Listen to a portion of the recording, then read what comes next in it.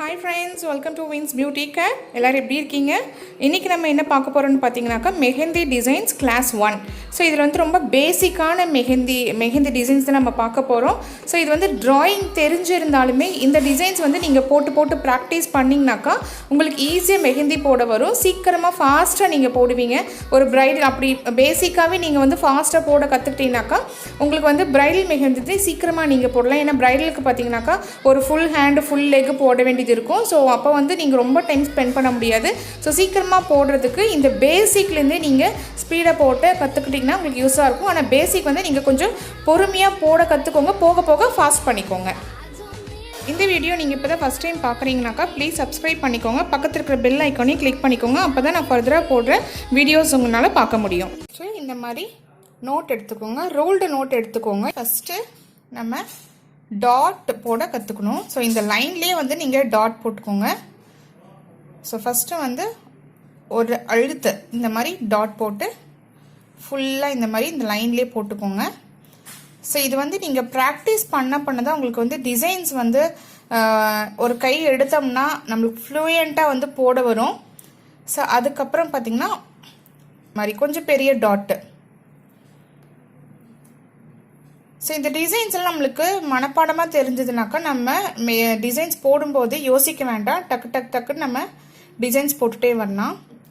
So இதோட கொஞ்சம் பெரிய சர்க்கிள். சின்ன குழந்தைங்களுக்கெல்லாம் சொல்லிக் கொடுப்போம் இல்லையா, ஏ போடுறதுக்கு ஸ்லாண்டிங் லெட்டர். ஸோ இந்த மாதிரி போடுவோம் இல்லையா. ஸோ இது வந்து மேலேருந்து கீழே, கீழேருந்து மேலே, மேலேருந்து கீழே, கீழேருந்து மேலே. இப்போ வந்து நம்ம லெஃப்ட்லேருந்து ரைட்டில் வந்தோம், அதே மாதிரி இப்போ ரைட்லேருந்து லெஃப்ட்டு. ஸோ மேலேருந்து கீழே, கீழேருந்து மேலே, மேலேருந்து கீழே, கீழேருந்து மேலே. ஸோ இந்த மாதிரி போடும்போது என்ன ஆகுனா உங்களுக்கு டிசைன்ஸ் எல்லாம் வந்து நல்லா பதிஞ்சிடும். ஸோ இது வந்து என்னடா ரொம்ப சிம்பிளாக இருக்குது இப்படி சொல்லித்தராங்களே அப்படின்னு யோசிக்காதீங்க. நம்ம எதுவுமே வந்து போட தான் நம்மளுக்கு நல்லா ப்ராக்டிஸ் ஆகும். ஸோ அதே மாதிரி ஸ்ட்ரைட் லைன் மேலேருந்து கீழே, கீழேருந்து மேலே. மெஹந்தி வந்து புதுசாக கற்றுக்கிறவங்களுக்கும் இல்லை, போட தெரிகிறவங்க கூட பார்த்தீங்கன்னா உங்களுக்கு அந்த கரெக்டாக அந்த லைன் வந்து வராது, கரெக்டாக ப்ராப்பராக அந்த சர்க்கிள் வராது. ஸோ அந்த மாதிரிலாம் வராமல் இருக்கணும்னா நமக்கு வந்து கண்டிப்பாக ப்ராக்டிஸ் தேவை. ஸோ அதே மாதிரி ஸ்லீப்பிங் லைன் லெஃப்ட்லேருந்து ரைட்டு, ரைட்லேருந்து லெஃப்ட், லெஃப்ட்லேருந்து ரைட், ரைட்லேருந்து லெஃப்ட், லெஃப்ட்லேருந்து ரைட், ரைட்லேருந்து லெஃப்ட். ஸோ அதுக்கப்புறம் குட்டியாக ஒரு சர்க்கிள். ஸோ லெஃப்ட்லேருந்து இப்படி ரைட்டில் வாங்க, அதே மாதிரி ரைட்லேருந்து லெஃப்ட்லேருந்து வந்து நீங்கள் ப்ராக்டிஸ் பண்ணும்போது ஃபுல் நோட்டை நீங்கள் வந்து கவர் பண்ணுங்கள். ஸோ நான் இப்போ வந்து வீடியோக்காக நான் வந்து ஆஃப் தி பேஜ் மட்டும் நான் போடுறேன், அதுக்கப்புறம் டைம் இருக்காது அப்படிங்கிறனால நான் இவ்வளோ தான் நான் போடுறேன். ஸோ நீங்கள் ப்ராக்டிஸ் பண்ணும்போது ஃபுல் லைனாக வந்து நீங்கள் கவர் பண்ணுங்கள். ஸோ சிங்கிள் லைனுக்கு வந்து டபுள் லைனாக கூட நீங்கள் கவர் பண்ணலாம். ஸோ அதே மாதிரி கொஞ்சம் பெரிய சர்க்கிள்,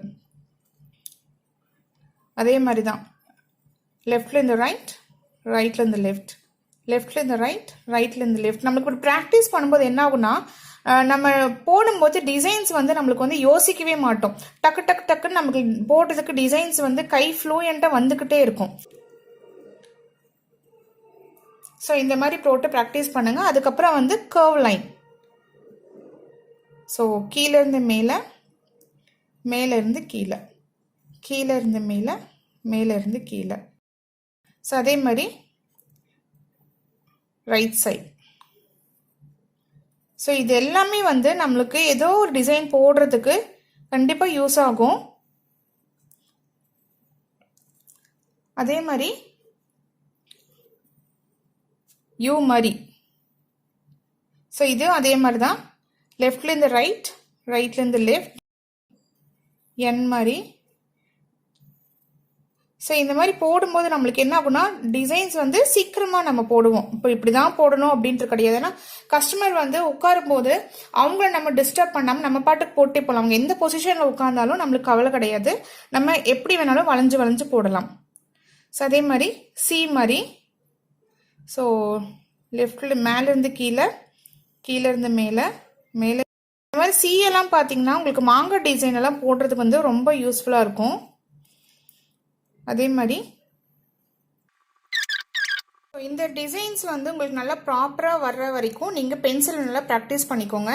அதுக்கப்புறம் இந்த மாதிரி ஒரு பேடில் இந்த மாதிரி நான் சொன்னேன் இல்லையா, ஏதாவது ஒரு saree வச்சு தருவாங்க இல்லையா, ஸோ saree கவர் இல்லைன்னா ஏதாவது உங்கள் வீட்டில் இருக்கிற கவரில் வந்து இந்த மாதிரி கட் பண்ணி பேடில் வந்து பின் பண்ணிக்கோங்க.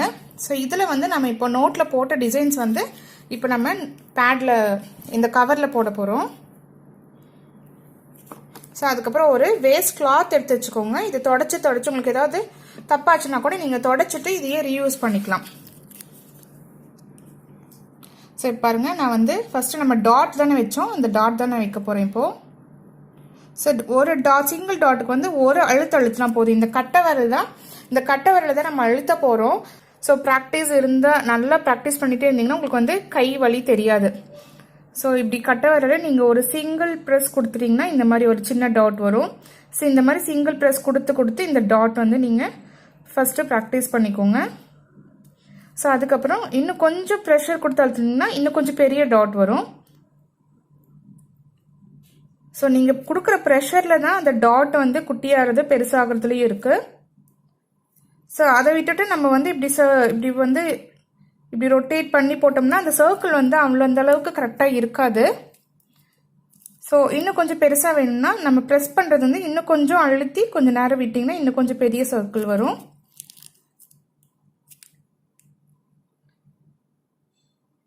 ஸோ நம்ம ப்ரெஸ் பண்ணுறதுல தான் கரெக்டாக எந்த அளவுக்கு நம்ம ப்ரெஷர் கொடுக்கணும், எந்த அளவுக்கு நம்மளுக்கு அந்த டாட் வேணுமோ அந்த அளவுக்கு நீங்கள் ப்ரெஷர் கொடுக்கலாம். அதுக்கப்புறம் ஸ்லாண்டிங் லைன் சொன்னேன் இல்லையா, கீழேருந்து மேலே, மேலேருந்து கீழே. ஸோ கீழேருந்து மேலே. ஸோ சில பேர்த்துக்கு வந்து பென்னு மாதிரி இங்கே பிடிச்சிப்பாங்க. உங்களுக்கு எப்படி கன்வீனியண்ட்டாக வருதோ அந்தளவுக்கு பிடிச்சிக்கோங்க. ஸோ எனக்கு வந்து இங்கே பிடிச்சாதான் கொஞ்சம் கன்வீனியண்ட்டாக இருக்கும். அதுக்கப்புறம் ஸ்ட்ரெயிட் லைன்.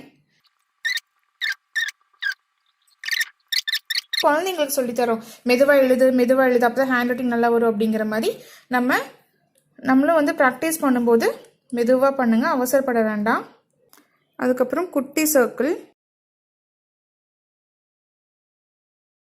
ஸோ நான் இப்போ வந்து ஒரு கையில் வந்து ஃபோனை பிடிச்சிட்டு போடுறதுனால கொஞ்சம் வந்து கஷ்டமாக இருக்குது. ஸோ நான் இன்னும் வந்து ட்ரைபேடெல்லாம் வாங்கலை. ஸோ நான் ஒரு கையில் பிடிச்சிட்டே தான் நான் வீடியோ எடுத்துகிட்ருக்கேன்.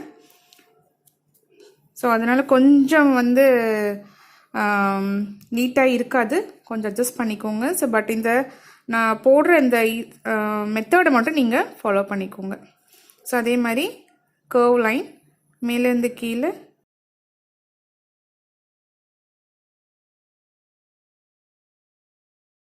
அதே மாதிரி தான் நான் நோட்டில் சொன்ன மாதிரியே தான் நீங்கள் இதை ஃபுல்லாக கவர் பண்ணுங்கள்.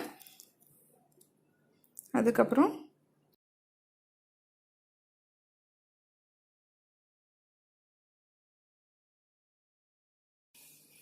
ஸோ பாருங்கள், இதுதான் வந்து நம்ம ஸ்டார்டிங் வந்து நம்ம பேசிக்காக தெரிஞ்சுக்க வேண்டிய ஒரு டிசைன்ஸு.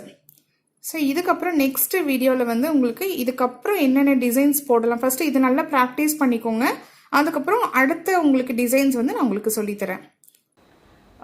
ஸோ இந்த வீடியோ உங்களுக்கு பிடிச்சிருந்ததுனாக்கா கண்டிப்பாக லைக் பண்ணிக்கோங்க, ஷேர் பண்ணுங்கள், சப்ஸ்கிரைப் பண்ணுங்கள், பக்கத்தில் இருக்கிற பெல் ஐக்கானையும் மறக்காமல் கிளிக் பண்ணிக்கோங்க.